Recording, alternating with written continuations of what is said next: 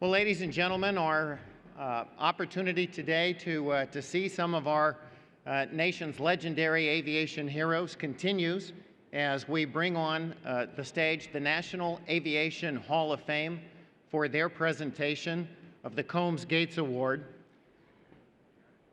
We have with us today several inductees from the National Aviation Hall of Fame, including the man that most agree is the greatest pilot who ever lived, R.A. Bob Hoover.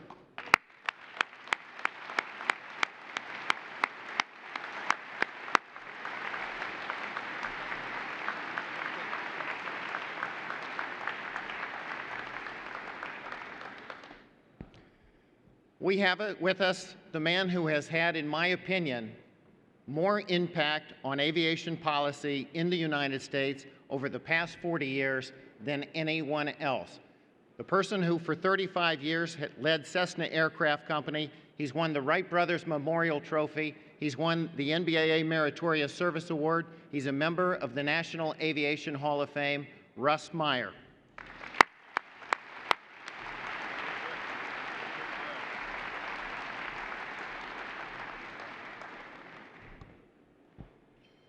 A true national hero and a national treasure, the last person to stand on the moon, the commander of Apollo 17, a winner of the Wright Brothers Memorial Trophy, and a member of the National Aviation Hall of Fame, Gene Cernan.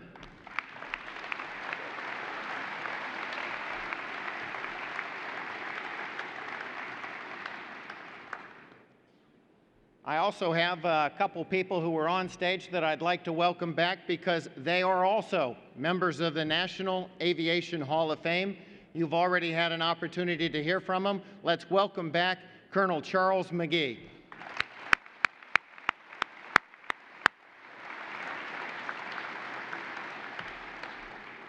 And world champion air show performer extraordinaire and a pretty darn good moderator, National Aviation Hall of Fame inductee Sean D. Tucker.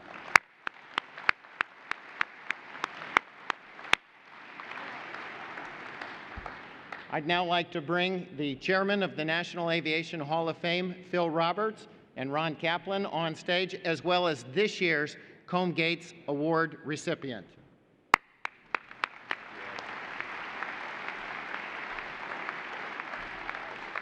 Thank you. I'm Ron Kaplan. I'm the Enshrinement Director for the National Aviation Hall of Fame. The Hall of Fame was founded in 1962 and chartered by Congress in 1964. Our mission to honor America's outstanding air and space pioneers and preserve and present their legacies to drive future achievement in aviation. As part of our roster, I should say our roster of enshrinees includes 215 men and women. You have several of them up here, and one of them was the late Harry Combs, who was instrumental in business aviation for so many years. Harry was enshrined in 1996, and as we were building our learning center, which is in Dayton, Ohio, where we're headquartered, he made a generous gift that included founding the Harry B. Combs Research Center within our learning center, and also founded what was known then in 2003, its inaugural year, as the Combs Award. The award is a $20,000 cash stipend in reward for a project that was exemplary in preserving our nation's aviation heritage, especially as it relates to our Hall of Fame enshrinees. It's a juried competition. I hate to call it a competition, but it is a very spirited program and process that is now one of the most prestigious awards in journalism, certainly in aviation journalism. The projects can be a movie, a book, an exhibit at a museum, so it's a very broad criteria, but it is based on excellence and a project that hopefully will result in bringing more people and more attention, positive attention, to our aviation industry. In 2003, when the award was presented at NBAA, Harry B. Combs was there to present it, and he started a tradition which we continue to this day, of bringing his fellow enshrinees on stage to help. Back then, the three that were on stage were Harry B. Combs, Gene Cernan was there, and the late Neil Armstrong. So we're very, very proud and privileged to have you gentlemen here to help us with this process. And we all remember Harry B. Combs and Neil Armstrong very, very fondly. With that, I want to introduce the subject of this year's award. It is a book, unpublished, I'll point out if there's any publishers out there. This book needs to be published, I promise you. It's called A Skytrain Pilot, and it's a coincidence, but in some ways I think it's kismet that the book is about also, much like our Tuskegee Airmen, some pilots that were vital to our victory in World War II, that of the C-47 pilots in Europe that dropped in the airborne troops, that towed gliders, and as the war went on, had to carry fuel to the advancing armies, and the sacrifices they made. It's an interesting project because the author is writing about her late father, who was one of those pilots and flew his first mission on D-Day. It's a wonderful book that ties the family letters he wrote back home in with the history of the C-47 pilots. And in fact, she has now been adopted by the transport pilots and the glider pilots and even some of the airborne groups as one of their greatest cheerleaders. With that, I'm going to introduce the recipient of the 2012 Combs Gates Award, which the name was changed in 2007 when Harry B. Combs' good friend Charlie Gates' family helped continue to fund the award into what is now the 10th year. So with that, please welcome Regina Wirtanen Buker, the author of The Skytrain Pilot, to the stage.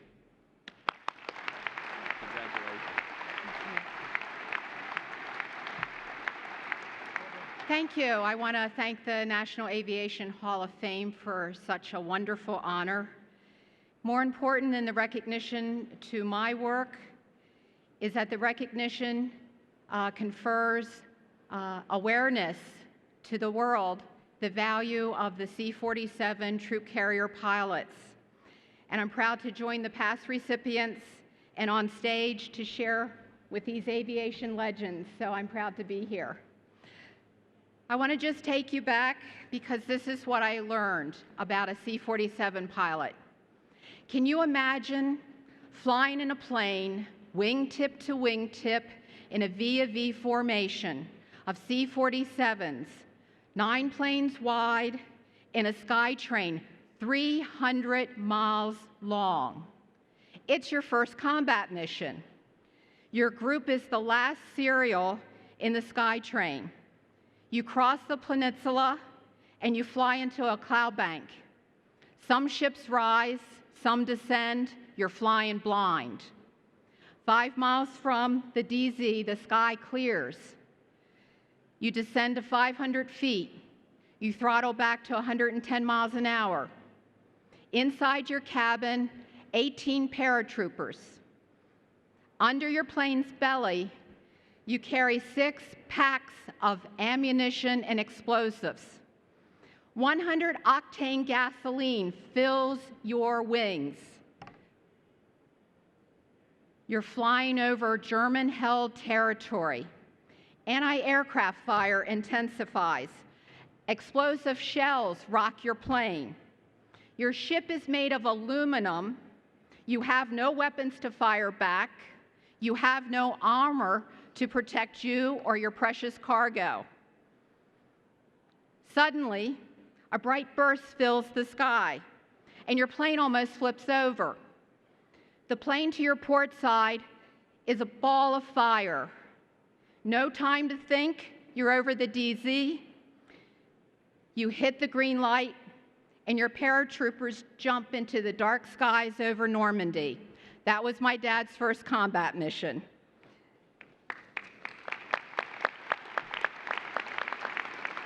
The troop carrier pilots, as with many of our World War II veterans, did not consider themselves heroes. They were just doing their duty.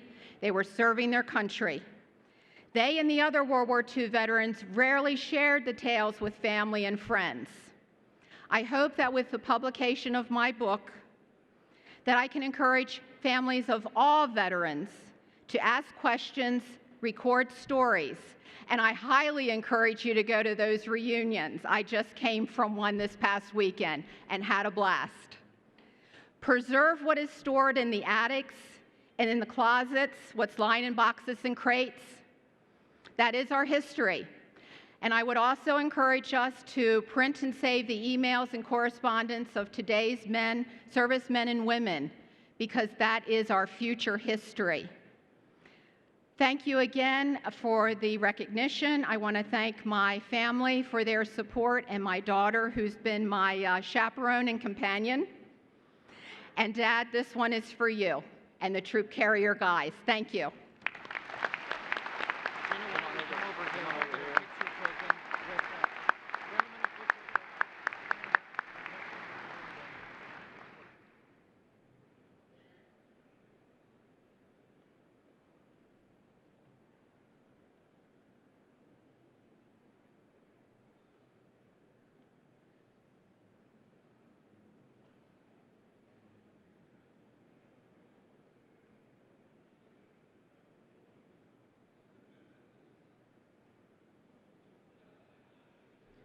All right, ladies and gentlemen, another round of applause.